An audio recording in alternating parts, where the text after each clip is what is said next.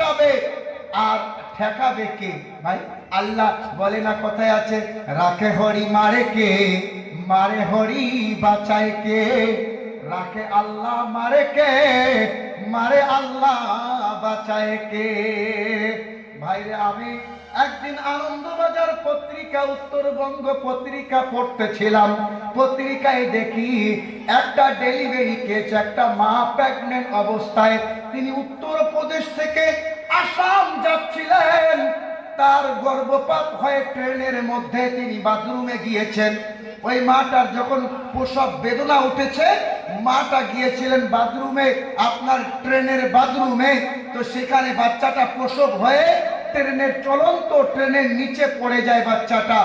আবার এই ট্রেনটা চালু চালু অবস্থায় যখন গিয়ে একটা রেলওয়ে স্টেশনে দাঁড়িয়েছে, তখন ওই মাটা এই ঘটনাটাকে আপনার সিআরপিএফ, যারা ওই ট্রেনের যারা যে সমস্ত আরপিএফ যারা থাকে, কমান্ডার পুলিশ থাকে, তাদেরকে আরপিএফ বলা হয়, তাদেরকে যখন বলে যে আমার বাচ্চা প্রসব হয়েছে আর বাচ্চাটা ট্রেনের নিচেই পড়ে গিয়েছে, তো আরপিএফ জওয়ানরা ওই ট্রেনটা থেকে মাটাকে নিয়ে ওই বাচ্চাটাকে খুঁজতে খুঁজতে কয়েক কিলোমিটার দূরে এসে দেখে বাচ্চাটার শরীরের ভিতরে একটা চুল পরিমাণ কোনো ক্ষতি হয় নাই, বাচ্চাটা সুস্থ ওখানে আছে।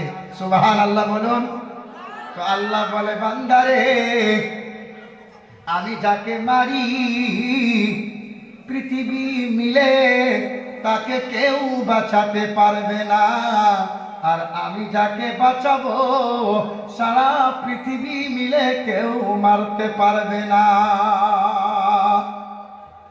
আল্লাহ রাব্বুল আলামিন কুল্লু নাফসিন যায়িকাতুল